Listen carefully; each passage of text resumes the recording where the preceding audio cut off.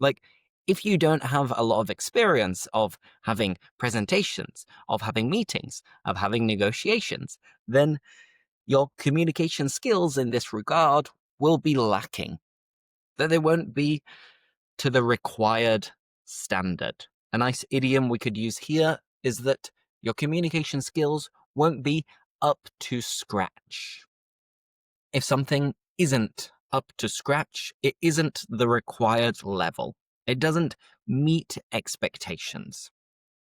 But returning to the question, what can we do to improve our communicative skills? Hello, everybody, and welcome back to the podcast. This is British English Pod, and I'm Lewis. And in this light, you can't really tell. You can't really notice. But I was just recording a video and noticing that my cheeks were bright red, that I was all flushed. And the reason for this is because I've just been out for a run. I've just done 10 kilometers, quite quickly as well, and I couldn't, walk back at all, which is what I've been doing recently, where I go for a run, I get halfway, and then I throw in the towel. Then I give up, and I think, oh, I'm too tired to do this. I can't keep going. But today I didn't have that luxury. I didn't have that option. And the reason for that is because it's cold. It's very cold. Here, it says that it is 5 degrees, but notice that below that, it says feels like 0 degrees. So it's cold. It's very, very chilly. It's very nippy.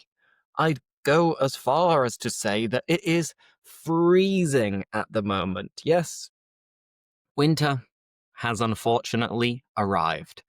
So it's cold. And obviously, when you go outside and it's very, very cold, I don't know about you, but in my case, my cheeks always go bright red. And maybe at the same time, when I'm breathing, you can see the steam coming out of my mouth, like a train almost. So, having done that, I then got home. I had a warm shower to warm myself up and to feel more comfortable. Now, I've had a shower, I've got changed, I've put some deodorant on, so I'm ready to go. But as soon as I get out of the shower, I look at myself in the mirror and I think, wow, Lewis, you're so red. You look like a tomato. So that's what happens to me. But anyway, that's what I've done this morning. Now I'm going to record this podcast and perhaps another podcast before continuing with the rest of my day teaching plenty of classes. What about you? What's the weather like where you are? Is it as cold as it is here in Brussels?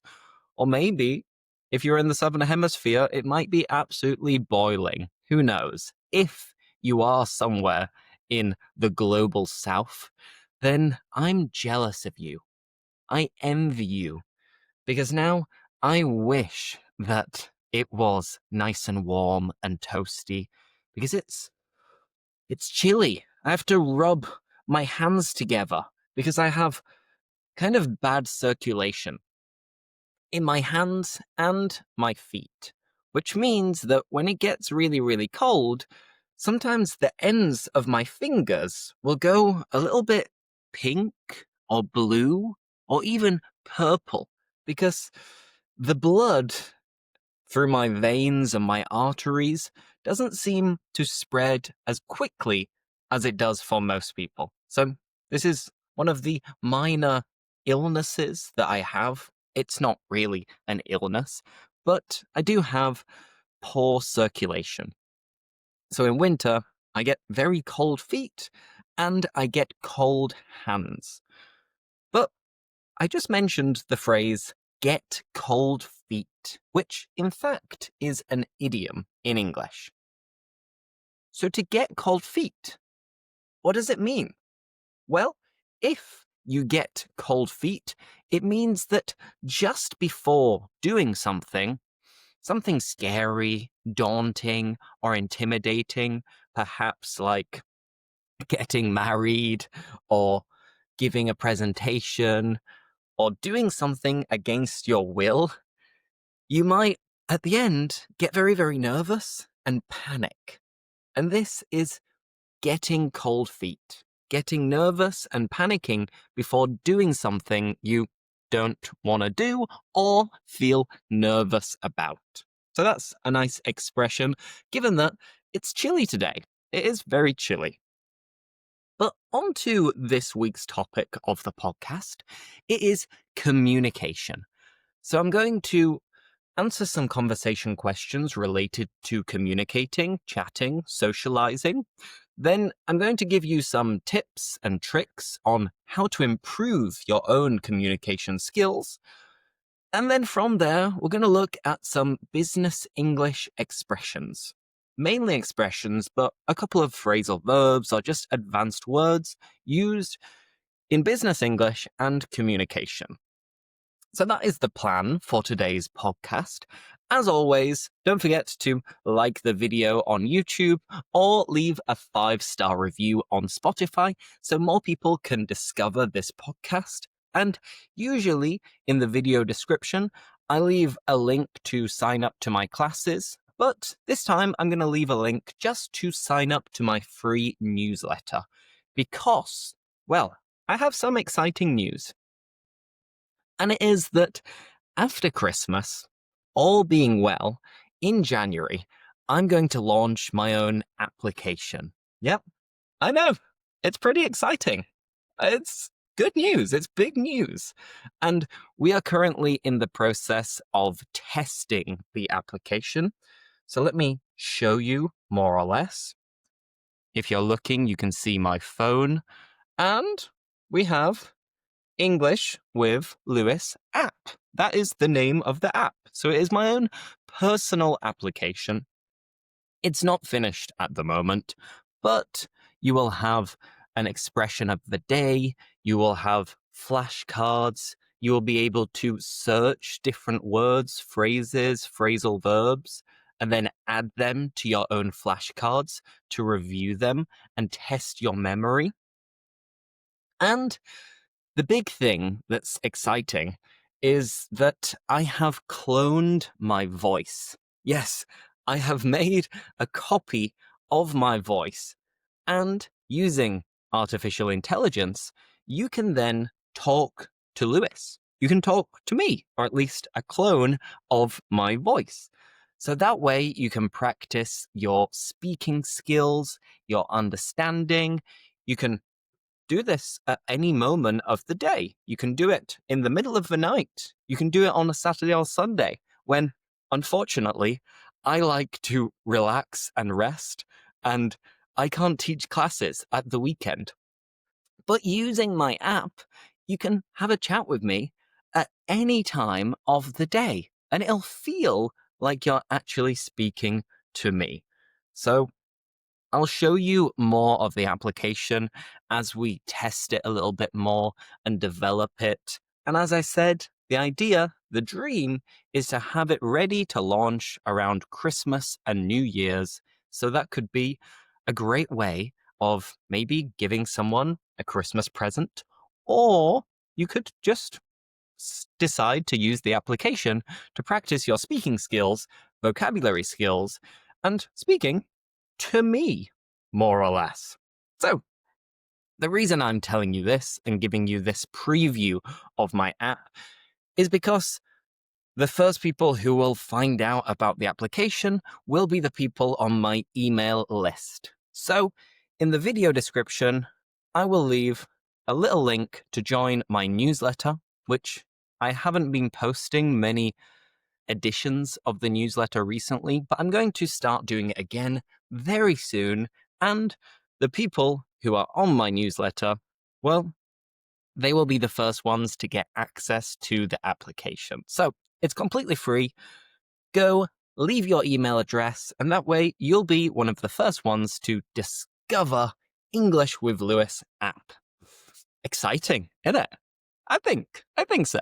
It is pretty exciting. But don't worry, people who already have classes with me, I'm not going to stop teaching classes or having my community.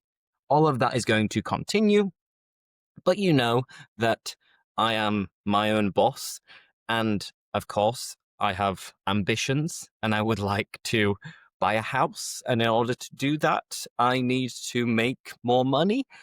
And I only have a limited hours in my schedule. I cannot teach 24/7. So I need something like this application. So there is a cheaper way of having classes with me or complementing your existing classes to be able to review words, memorize words, and speak to English with Lewis, artificial intelligence. Amazing! Okay, that's enough. If you have any questions, let me know in the comments. But now, let's begin with communication. And sorry for rambling. Sorry for waffling on. When I get speaking and start explaining something, then it's hard to get me to shut up. So the first question, would you describe yourself as a chatty person? And chatty is the same as talkative, and it's an adjective. But we can also use a noun, which is called a chatterbox. So honestly, I wouldn't say that I'm such a chatty person because, of course, I speak a lot when I'm working, when I'm teaching classes or recording videos. But I'm quite happy to be quiet and to be silent. And if I'm with my friends, I'm usually not the person who is speaking the most. I tend to listen a lot more than I do speak. And even with my family, I tend to ask questions a lot more than I do just randomly sharing information about myself. So I'm not someone who isn't sociable completely, but I'm not the chattiest person. I'm not the most talkative person around. Number 2, when you finish work, do you feel like going out and socializing or just chilling out? Now, this depends. It depends on a few things.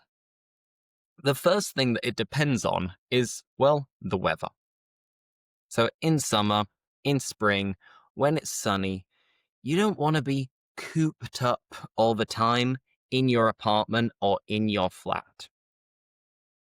I don't know. When you look outside and you see that the sun is out, you're sweaty and hot at home, it makes me want to go out. So even midweek during the week, I sometimes feel like going out and socializing just to get out of the house. Whereas in winter, I don't have the same desires. I don't have the same urges. I don't have the same need to socialize because I'm quite happy when I finish work having socialized during my classes. I'm quite happy to just take it easy and watch something. But as I said, it depends on the weather, and it also depends if you are working remotely or in the office. Because previously, when I used to work in an office or I taught in-person classes, you'd finish at the same time as your colleagues. And when you do this, there'll always be someone who will ask you, like, hey, does anybody fancy a drink? Does anybody fancy going to the park? Does anybody fancy going out for dinner? By the way, does anybody fancy is the same as does anybody feel like. And both with feel like and fancy, we use it with ing. So back then, back in the day, it was harder to say no.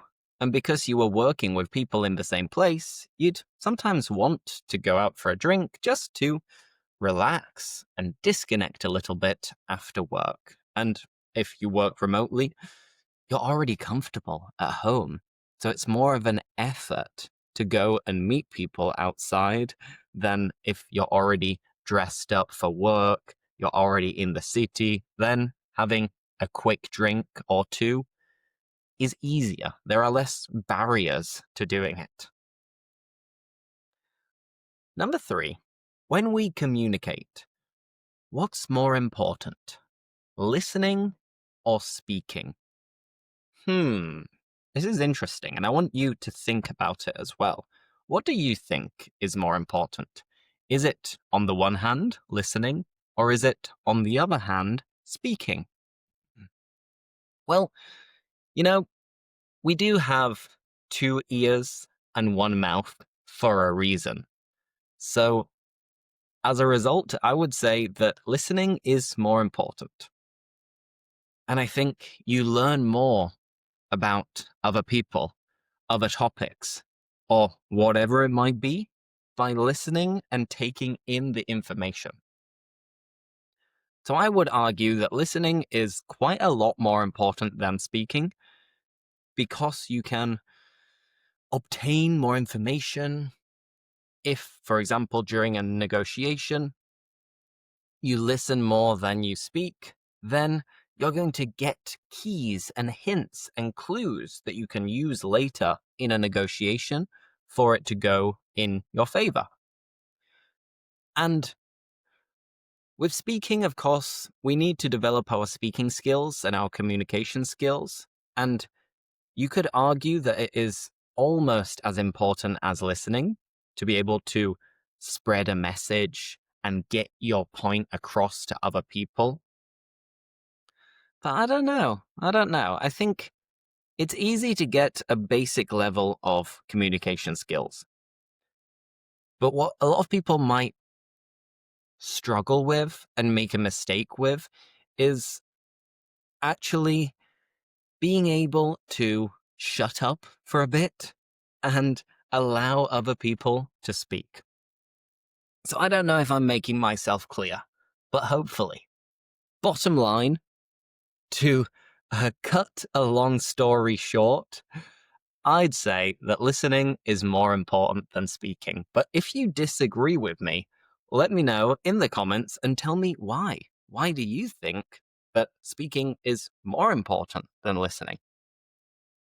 Now, number 4. What are the qualities of a good communicator? Well, a good communicator needs to be passionate. A good communicator needs to have charisma.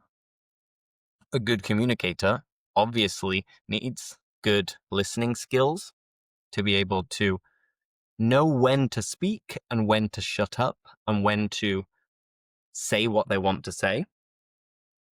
They need to be, I'd say, honest as well. I think if you are lying all the time, this doesn't seem to me like a good way of communicating.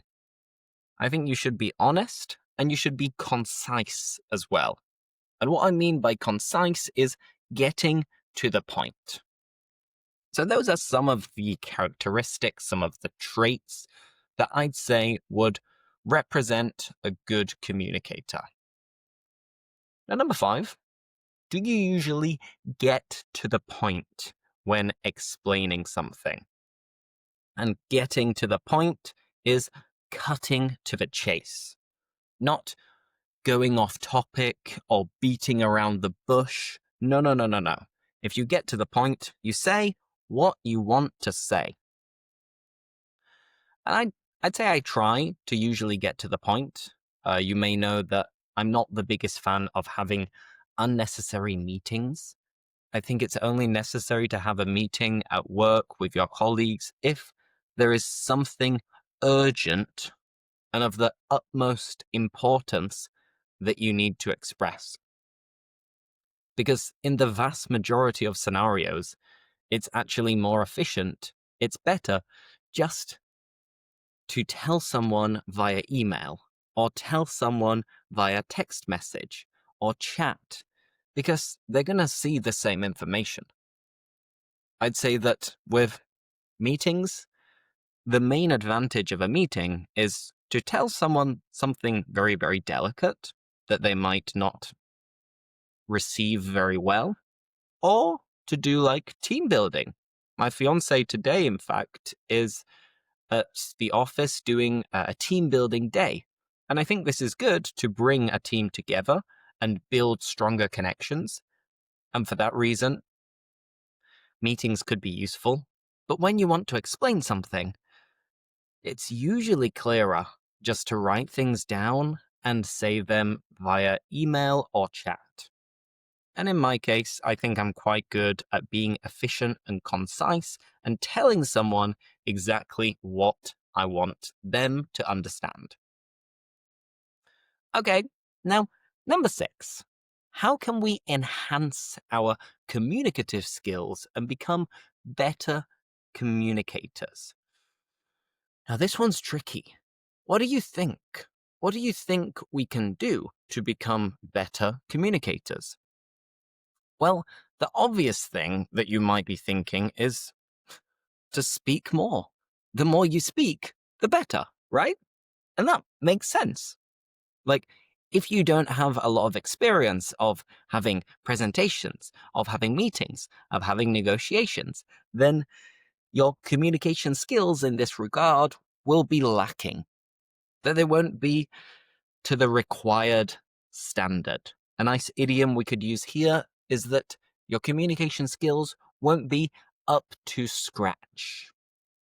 If something isn't up to scratch, it isn't the required level. It doesn't meet expectations.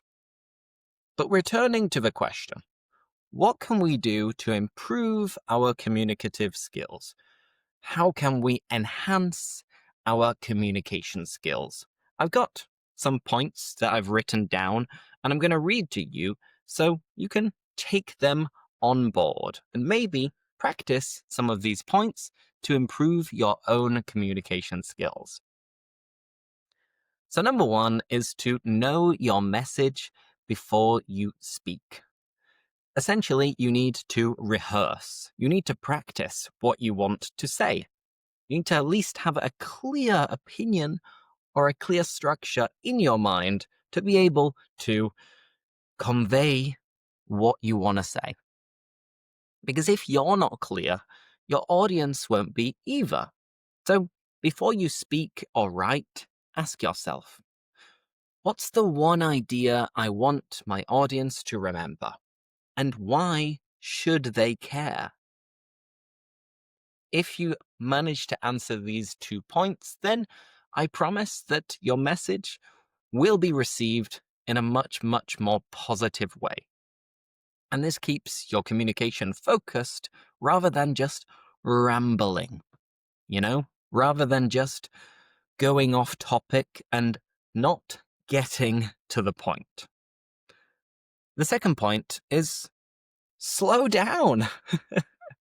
Slow down. Seriously. I'm an expert in this. And I don't say I'm an expert with many things because I think I'm very average with most things. But when it comes to speaking slowly, this is like my talent. And I imagine that many of you are listening to this podcast because you like the fact that I speak slowly and I speak quite clearly most of the time. And when people get nervous, this is when it gets tricky because nerves make people speed up. And speed can make messages unclear and harder to take in, harder to absorb.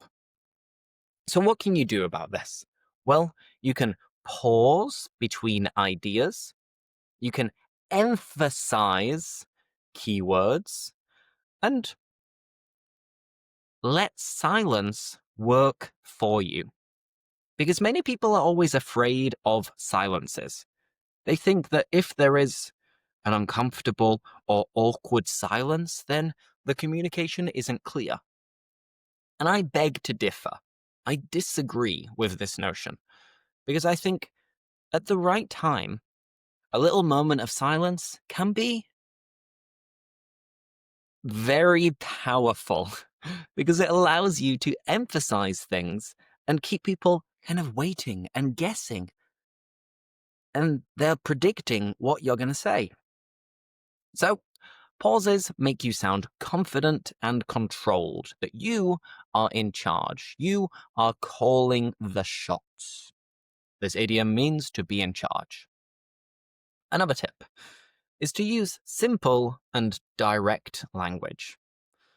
Now, I usually speak in a simple way, but I do try to include as many advanced words and phrases and expressions naturally as they come into my head. But speaking simply doesn't mean speaking in a childish way. It means speaking clearly. So let me give you an example of what you shouldn't do and then what you should do. What you shouldn't do is as follows. I endeavor to implement a transformative approach. This sounds great because you're using advanced vocabulary, but it's advanced vocabulary that many people don't actually use. So what you should say instead, just to clarify and simplify, is I'm planning to try a new method. Easy, right? You understood it perfectly. And maybe the previous one, you were a little bit like, what's he on about? What's he talking about?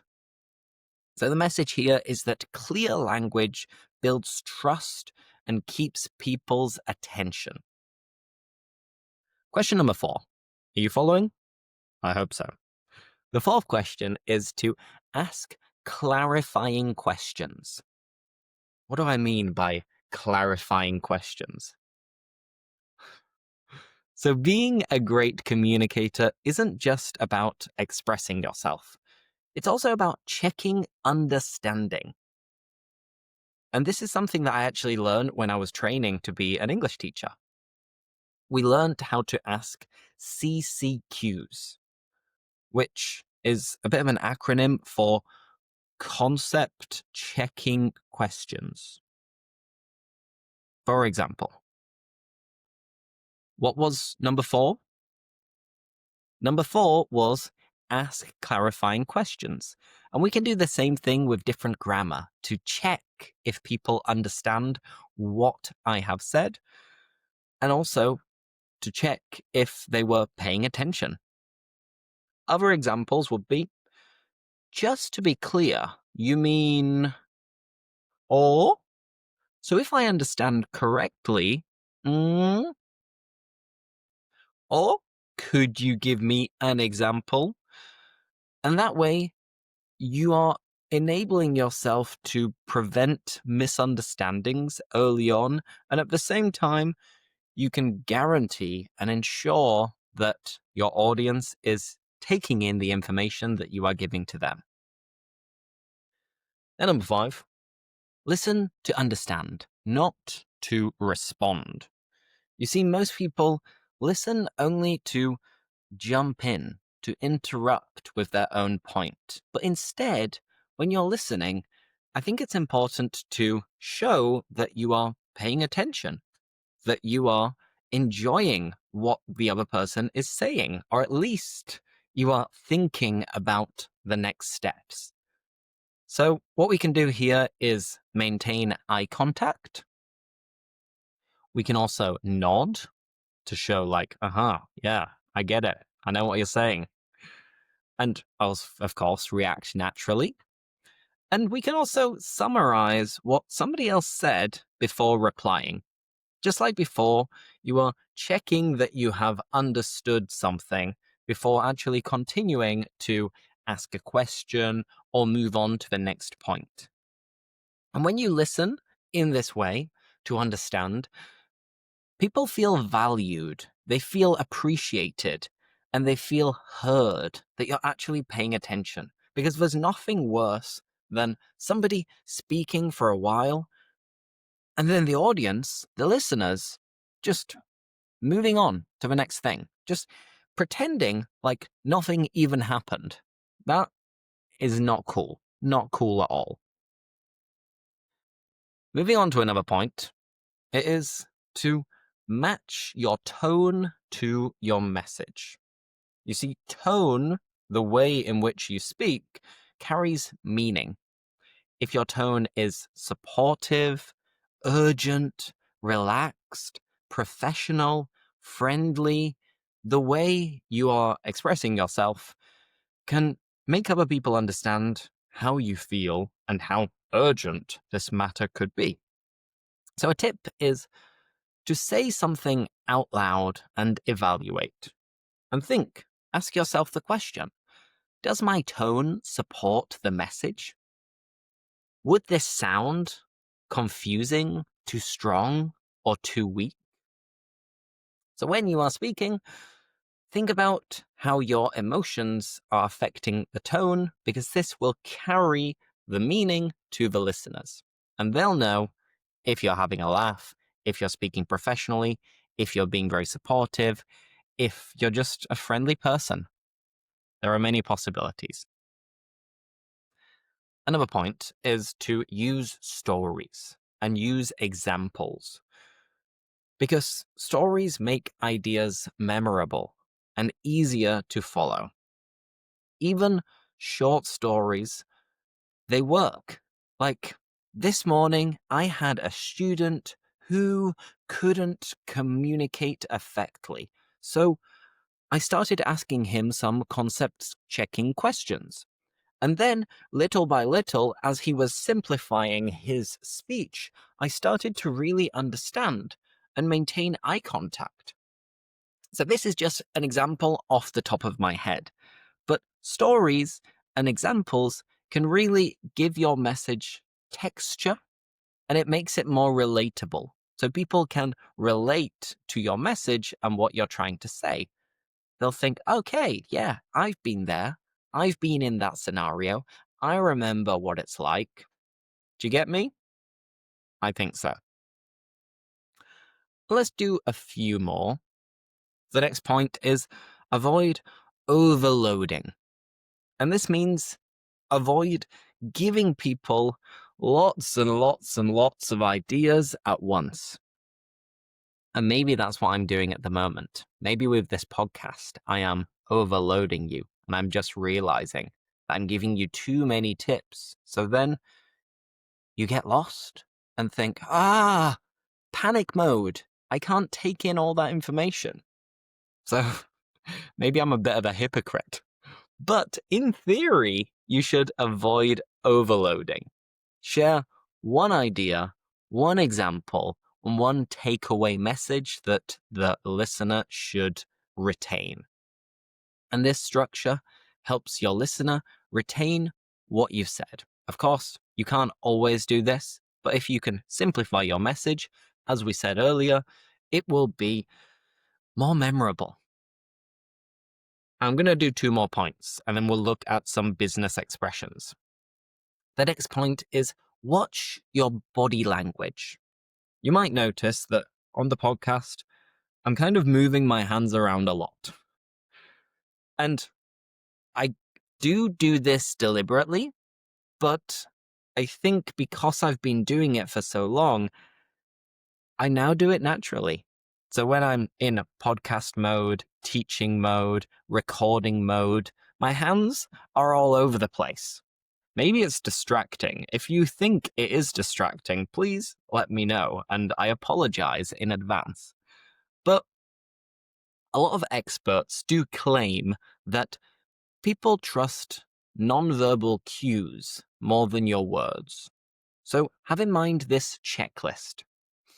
Keep your shoulders relaxed. Make sure your hands are visible.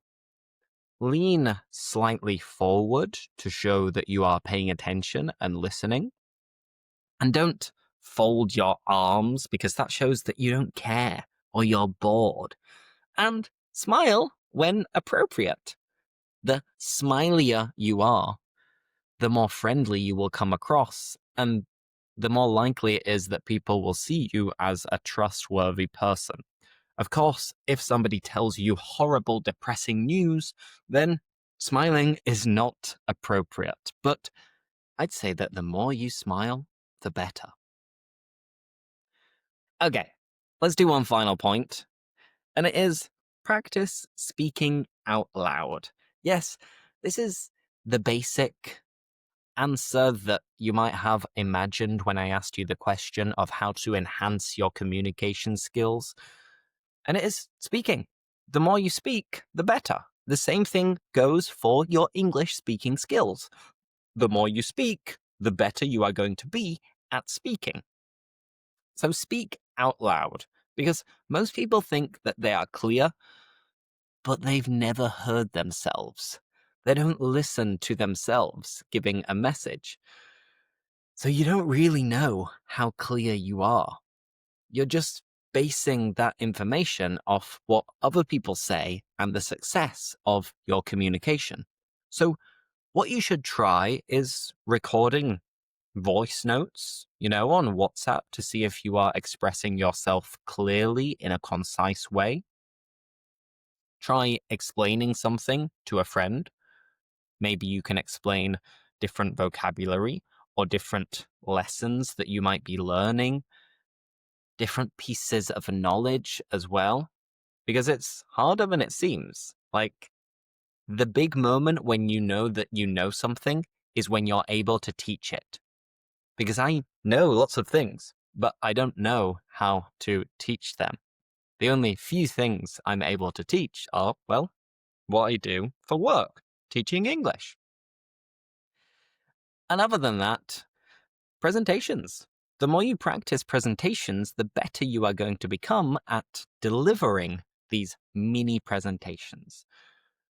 So there you have my tips, my pieces of advice to enhance your communication skills. If there's anything you think I might be missing, again, as always, let me know. But I'd say that that's quite a detailed list. So you have plenty of tips and tricks and, pieces of advice that you can take into account and start putting into practice for your next big meeting, presentation, negotiation, or whatever it may be. But from there, let's move on to these business English expressions. And I'm going to share my screen once again, and we're going to match them. So, what do we have here? If you're looking at my screen, you'll be able to see all of these business expressions or advanced vocabulary on the left. And then on the right, you will be able to see the meanings or the definitions. So I'm going to go through this relatively quickly, and we'll start with the first one. Cut corners. This is an expression that I taught, I think, a couple of weeks ago on my Spanish channel. And if you are cutting corners at work, you are doing something with less care to save time or money. So this is something that you shouldn't do. You shouldn't cut corners at work. Because if you're cutting corners, maybe you're in a rush, you're struggling to keep up with work, and you need to sacrifice the quality or you need to sacrifice the time just to get the job done. So cutting corners is doing something quickly or badly to save time or money. The second business English expression is a ballpark figure. And a ballpark figure is a rough numerical estimate. An example would be, maybe I want to renovate my flat and I'm speaking to some builders and I need a quote. I need to know how much it's going to cost me. So I'm like, hey, can you give me a ballpark figure for the work, for the renovation? And then they say, yeah, I'm not sure how much it'll be, but I think it might be about 10 grand, 10,000 euros.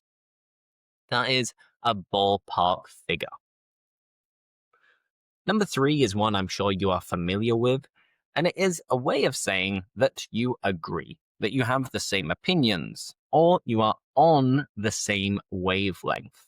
Of course, on the same page means to be in agreement. Are we on the same page? I believe that me and my fiance are usually on the same page. Good. Then number 4, I used it earlier as well. So, with one of the previous questions, it was, do you normally get to the point when you are explaining something? Get to the point Another way to say it is to cut to the chase. So do you normally cut to the chase when you're explaining something? Do you get to the point? And number 5 is get your foot in the door. And this is basically to start working somewhere or get an opportunity at a low level. So if you get your foot in the door at Deloitte, you might do an internship, which could then lead to promotion after promotion and a very successful career in the Big Four. You enter a business or an organization at a low level with the view of climbing the corporate ladder. Another lovely business English expression.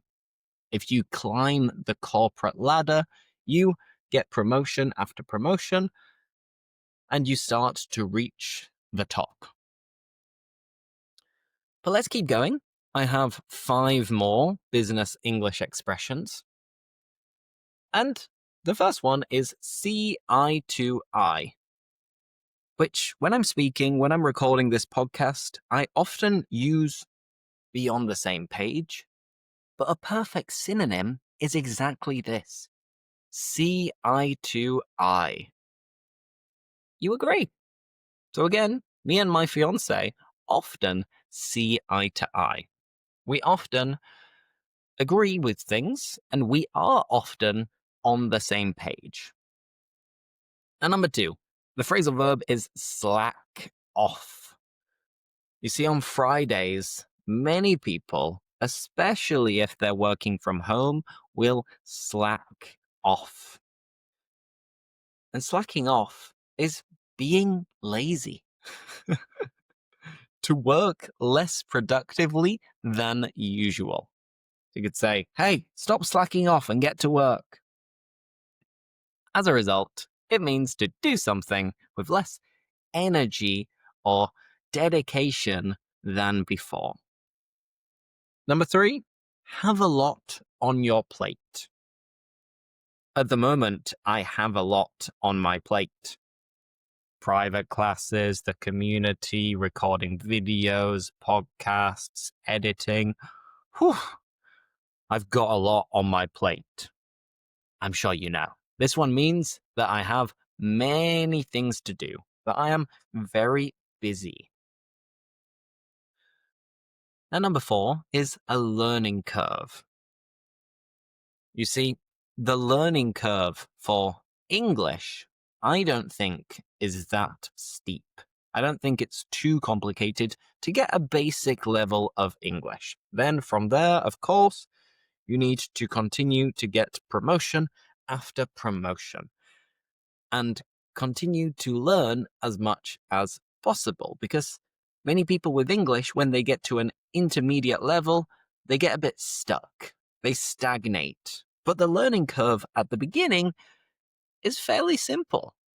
The learning curve is the rate of a person's progress or learning, of course.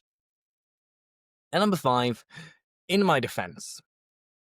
If you use the phrase, in my defense, what you're saying is, I'm sorry, but.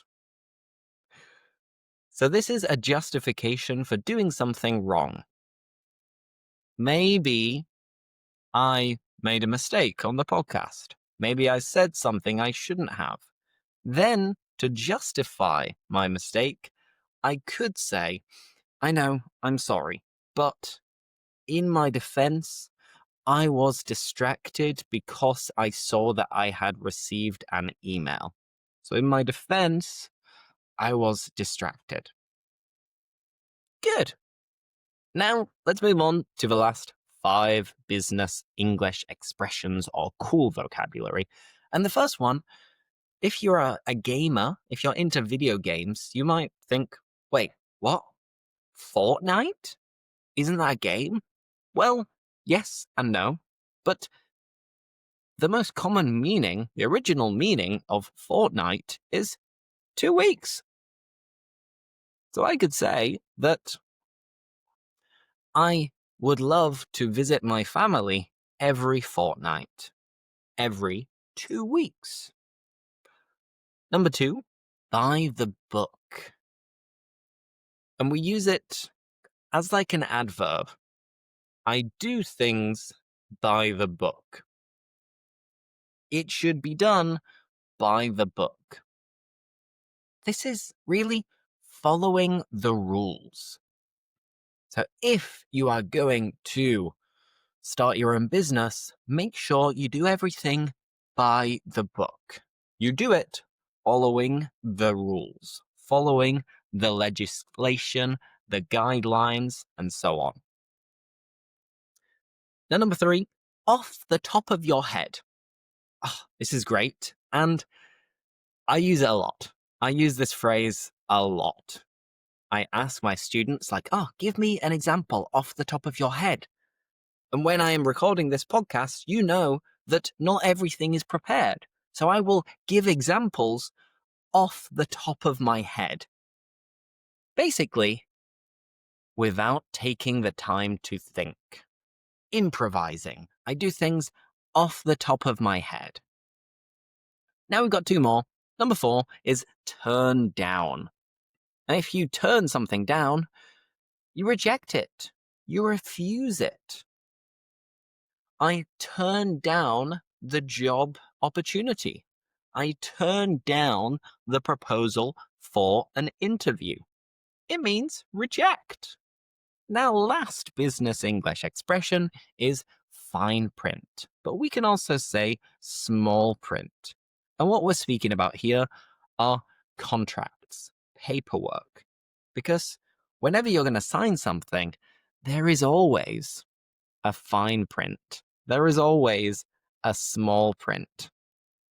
And these are the small letters, the small words that you need to read in order to not make a mistake and get into a difficult situation.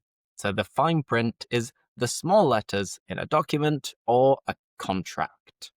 And there we have it. There we have 15 business English expressions. And now let's use some of them in conversation before we wrap it up and call it a day. So the first question is, do you ever slack off on Fridays? You see, I used to slack off on Fridays because I wasn't as motivated with my job. Now, fortunately, I'm very motivated with what I do. So every day I do a little bit of work, and every day I feel motivated unless I'm burnt out and exhausted. So I'd say that I don't slack off on Fridays most of the time, but it's true that I teach less on Fridays because with my group classes, I teach a lot Monday, Tuesday, and Wednesday in particular, then Thursday morning and Friday morning. But Friday afternoon, I don't often teach classes. So you could argue that I slack off a bit. And remember, slack off is to work with less energy or enthusiasm. Number 2, how did you get your foot in the door in this company? So let me change the question and we'll go for my last company with Teachify. So the way in which I got my foot in the door was because I had worked with my old boss previously. We worked in the same academy before, so it was easy to get my foot in the door, to enter at a low level, because I was already his friend. So I sent him a message saying, "Hey, I'd like to work for you. What do you say? Should we do it?" And luckily he agreed after thinking about it quickly. So it was really easy for me to get my foot in the door at quite a high level in the company.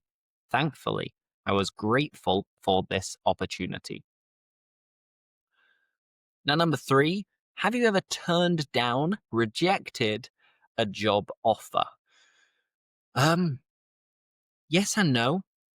I applied for a job working for the company that teaches the European Union, European Parliament, European Commission, and it was more just to assess the situation of how much they paid English teachers. And then after doing the interview, they did offer me some classes and they offered me the job. But I was still working in my past job. And while the pay was maybe better than in my previous job, some of the classes were in person. There were other things that I would need to do, like more paperwork, and I'd still need to be a freelancer at the same time. So, after weighing up the pros and cons, I ultimately decided to turn down the job offer. So, yeah, I have done this before, and that was 18 months ago, more or less. So, just under 2 years ago. And I'm glad I made this decision. I don't regret turning down the offer at all. Number 4, are you the kind of person who reads the fine print of a contract? I wish I could say yes, but I'm awful when it comes to paperwork and all of these kind of things. So, no, I'm not the kind of person who reads the fine print of a contract. I'm trying to get into the habit of doing it and making it more common. But as things stand, at the moment, I'm useless. But this is a year of learning. This is a year of developing. And I'd like to think that I am developing in this regard as well. Fingers crossed. Now, number 5, have you got a lot on your plate right now? If so, will you cut any corners?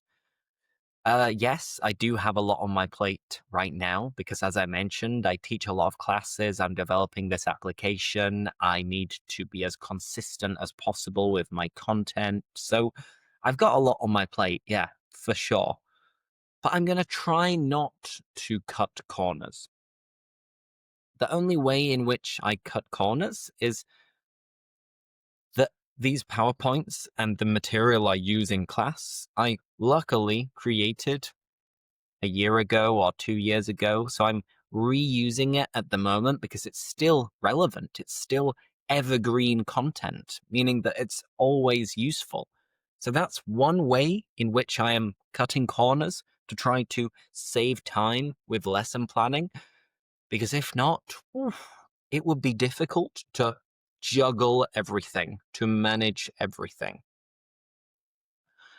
Now, the last question. Do you always do things by the book?